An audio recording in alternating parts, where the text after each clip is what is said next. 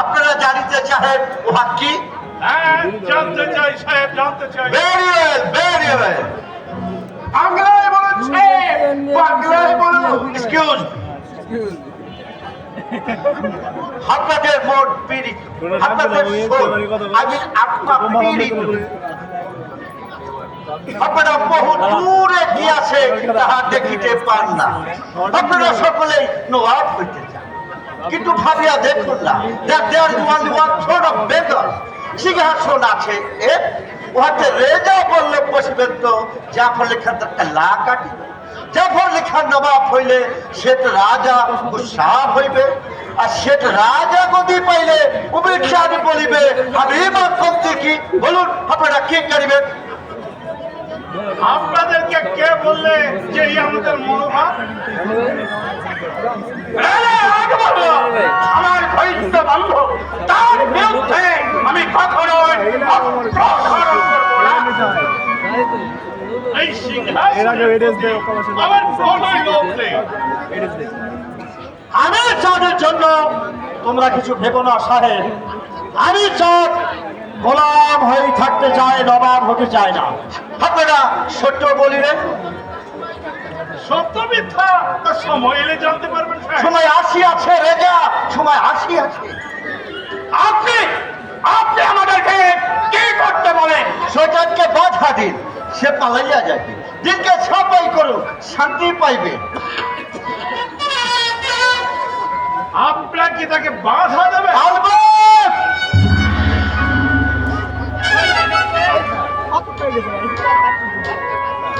কেলকাটায় কি হইতেছে?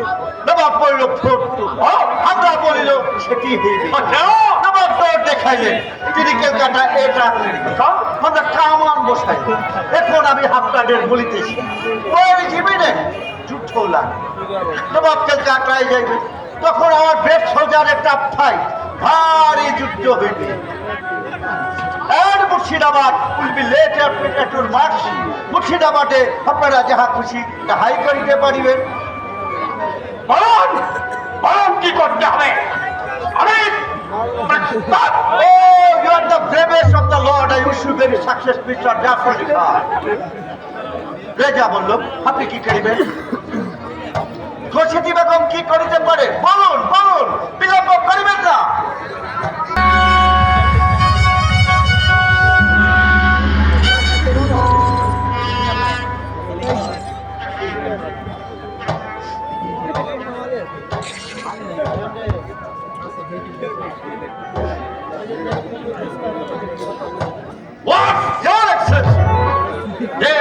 তুমি কি খবর পাঠিয়েছ?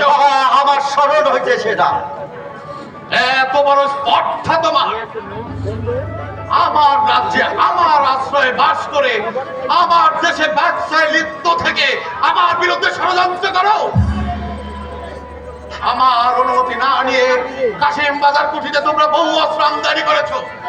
দেখ জানিয়েছে কলকাতা দুর্গ সংস্কার কিছুতেই স্থগিত রাখিবে না। তোমরা ভেবেছো তোমাদের এই উদ্ধত মিলিয়ে আমি সহ্য করবো? কি করিয়াছে আমি জানি না, রেখেছি না জানলেও তার কৈফিয়ত তোমাকেই দিতে হবে।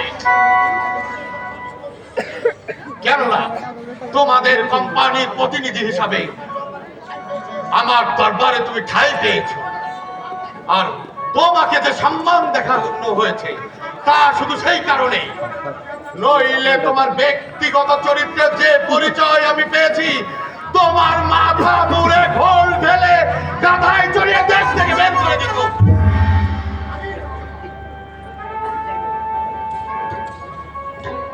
আমি পাঞ্জাব থেকে বাংলায় এসে স্বার্থ ষড়যন্ত্রে লিপ্ত থেকে তুমি যেমন নিজের তেমন আমাদেরও সর্বনাশের সূচনা করছো। সাবধান! আমি নবাবের গোলাম জাহাবানা সিপাহ সালার জাফর আলী খান, নবাবের সিপাহ সালার আপনি ওয়াটসের নিমন্ত্রণ রক্ষার আকুলতা রাজধানী ছেড়ে আসবার আগে আপনি নবাবের অনুমতি নেওয়ার প্রয়োজন মনে করেননি? জাহাবানা কাশিম বাজার করিতে আমরা রাজধানীর অন্তর্ভুক্ত বলেই মনে করি। আপনি আমার আত্মীয়, আমি আশা করি আমার বিপদকে আপনি নিজের বিপদ মনে করবেন। অথচ আশ্চর্য এই, আমি যখন কর্তব্য নির্ণয়ে অক্ষম হয়ে আপনার সাহায্য কামনা করি, তখন আমি আপনাকে কাছে পাই না। মানে হয়তো আপনি বুঝেছেন, কলকাতার কুঠিয়ালদের শাস্তি দেওয়ার উদ্দেশ্যেই আমি বেরিয়েছি। আমার অনুরোধ, এই অভিযান আপনি আমার সঙ্গে থাকবেন, আমার শক্তি বৃদ্ধি করবেন।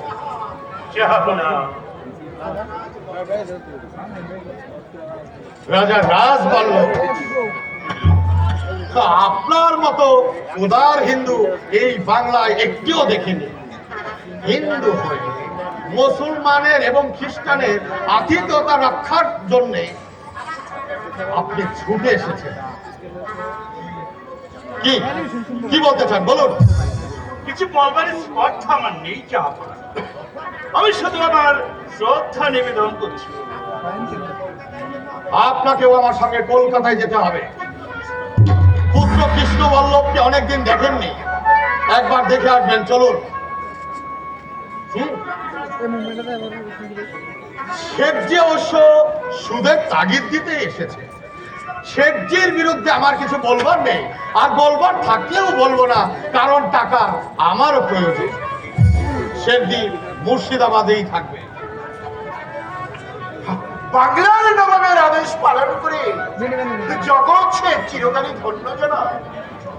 নবাবের প্রয়োজন আমি নিশ্চয়ই পূর্ণ করব, কিন্তু আমার একটি নিবেদন আছে জানা। বলুন। সিপাহী সারার জাফর আলী খান আর রাজা রাজবল্লভকে কলকাতায় নিয়ে গেলে রাজধানী মুর্শিদাবাদকে একেবারে অরক্ষিত থাকবে না জানা। খবর পেয়ে শওকত জন যদি রাজধানী আক্রমণ করেন, শেঠজি অবশ্য গুরুতর প্রশ্নই তুলেছে। জাফরের আদেশ পালন করতে আমরা বাধ্য, কিন্তু রাজধানীর নিরাপত্তা আমাদের বিপ্লব। তাই তো বিনা মন্ত্রণায় কিছুই করা ঠিক হবে না। গোলাম হোসেন, জনাব, কোথায় থাকি শুনলো? পায়ের তলায় রয়েছে গিয়াবনা। আচ্ছা বলতো আন্দাজ, সিপাহ সালার আর রাজা রাজবল্লভকে কলকাতা নিয়ে গেলে মুর্শিদাবাদের কোনো ক্ষতি হবে কিনা? এজি রাজনীতি যাবনা। এতদিন দরবারে রয়েছিস, রাজনীতি বুঝিস না? জানলেন শেখজি, শুনুন রাজা, বহুত বুদ্ধি রাখা আমার এই বান্দা। জনাব, একসময় একদল চোরের সঙ্গে আমাকে থাকতে হতো। নগরের সবচেয়ে প্রয়োজনীয় প্রাণী কি, তাই নিয়ে চোরের দলে একদিন তুমুল তর্ক। কি সাব্যস্ত হলো? সাব্যস্ত হলো শিয়াল আর পেঁচা না থাকলে নাগরিকদের বড়ই অসুবিধা। বটে, শিয়াল ধূর্ত অর্থে লুকিয়ে থাকে, আর পেঁচো কৌশল আধার ছেড়ে আলোয় আসতে চায় না। কিন্তু তবুও শিয়াল প্রহর ঘোষণা করে, আর পেঁচো অমঙ্গলের আওয়াজ দিয়ে নাগরিকদের মঙ্গল সাধন করে। চুরি দল সেই থেকে শিয়াল আর পেঁচার পুজো দিতে লাগলো। What? Your Excellency, তুমি আমার বন্ধু, Your Excellency, তোমাকে সঙ্গে করে আমি কলকাতায় নিয়ে যাব, আর তোমার এই শিবিরে যত ইংরেজ বীর রয়েছে সবাইকে বন্দির মতো আমার সাথে কলকাতায় যেতে হবে। শুধু বাদ দিলাম মেয়েদের নিয়ে এখানেই থাকবে। সেনাপতি রায়দুল্লাহ এদের কলকাতায় নিয়ে যাওয়ার ব্যবস্থা করবে। পেছনে শত্রু রেখে যুদ্ধযাত্রা কোনো কাজের কথা নয়। আমায় তিরস্কার করুন জাহাপনা। ও তাই তো? তোমাকে তো তিরস্কার করা হয়নি। তিরস্কার নয় সুন্দরী, পুরস্কারই তোমার প্রাপ্য। জনাব, ও বালাজি অত্যন্ত মূল্যবান। শেঠজি, আপনি মুক্তোর মূল্য যাচাই করে, আর আমি পরখ করি নারী রত্ন।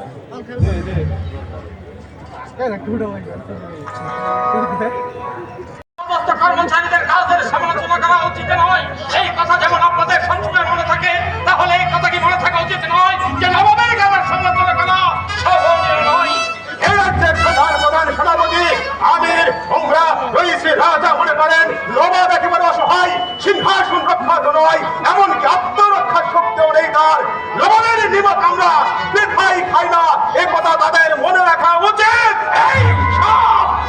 এই সব ওর বাচিন্দের দিয়ে যখন নবাবের কাজ চলবে, তখন চলুন রাজা রাজবল্লভ, চলুন শেখজি, চলুন দুর্লভ রায়, এই দরবার আমরা ত্যাগ করি। নবাব থাকুক তার পরম বিচক্ষণ মন্ত্রী আর সেনাপতিদের নিয়ে। মহল্লা মেরিমদন আর গোলাম হোসেন যখন রয়েছে, তখন আর ভাবনা নেই।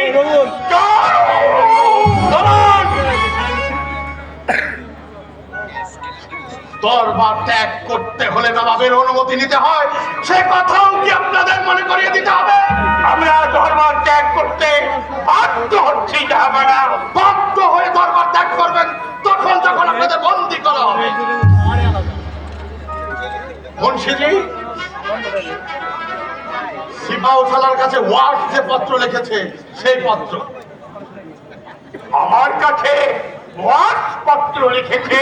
হ্যাঁ, নবাবের সিপাহসালার খোদা পিদ্রুর মারফত ওয়ার্ডসের পত্র আপনার কাছে পাঠিয়েছে, কিন্তু আপনার দুর্ভাগ্যবশত সেই পত্র আমার হাতে চলে আসে।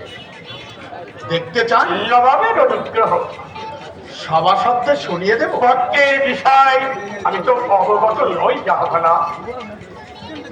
সবাইকে শুনিয়ে আমি আপনাকে লজ্জা দিতে চাই না, কেননা আপনি আমার সিপাহসালার, আর পত্রখানা আপনাকে দেখতেও দেব না।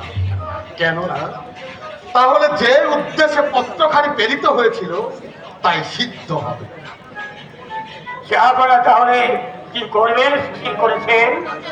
রাজদ্রোহে লিপ্ত থাকা প্রজা সম্বন্ধে কি করা উচিত আপনি বিবেচনা করুন। নবাব, নবাবকে প্রকাশ্য দরবারে আমার বিচার করতে চান? জাফর আলী খান, আজ বিচারের দিন নয়, আজ সৌহার্দ্য স্থাপনের দিন। অন্যায় আমিও করেছি, আপনারাও করেছেন। খোদা তাআলার কাছে কে বেশি অপরাধী, তিনি তার বিচার করবে। আজ আপনাদের কাছে আমার এই ভিক্ষা যে, আমাকে শুধু আপনারা এই আশ্বাস দিন, বাংলার এই দুর্দিনে আপনারা আমাকে ত্যাগ করবেন। এই দুর্দিনের জন্য কে দায়ী জাহাপানা? আবারও বিচার রাজা? বিচার নয় জাহাপানা, আমি বলতে চাই যে এখনো সময় আছে, এখন আপোষ ইস্ট ইন্ডিয়া কোম্পানির সঙ্গেই সব নিষ্পত্তি করা সম্ভব জাহাপানা। ইস্ট ইন্ডিয়া কোম্পানির সঙ্গে আপোষ? রাজা, ওয়ার্ডসের সঙ্গে ঘনিষ্ঠ ভাবে বিষেও কি তাদের মনোভাব বুঝতে পারেননি? কলকাতায় সৈন্য সমাবেশ, চন্দননগর কাশিমবাজার অভিমুখে দুর্গ স্থাপন, এ সবই কি শান্তির প্রয়াস? নবাব যদি কলকাতা আক্রমণ না করতেন তাহলে সব কিছুই হতো না। কলকাতা দুর্গকে যদি ওরা দুর্ভেদ্য করে তুলতে না চাইতো, আমাকে কি কলকাতা আক্রমণ করতে হতো? বাংলাদেশে অরাজক ছিল না, কোম্পানির দুর্গ প্রতিষ্ঠার কি প্রয়োজন ছিল বলতে পারেন? জনাব, আপনি আপনি আমাদেরকে কি করতে বলেন? সবার আগে বলি, বাংলার মান, বাংলার মর্যাদা, বাংলার স্বাধীনতা রক্ষার প্রয়াসে আপনারা আপনাদের শক্তি দিয়ে বুদ্ধি দিয়ে আমাকে সহযোগিতা করুন। আপনাদের সকলের সহযোগিতায় যদি এই বিপদ থেকে পরিত্রাণ পাই, তাহলে একদিন সবাই মিলে আপনারা আমার বিচারে বসবেন। সেদিন যে দণ্ড আপনারা আমাকে দেবেন, আমি তা মাথা পেতে নেব না।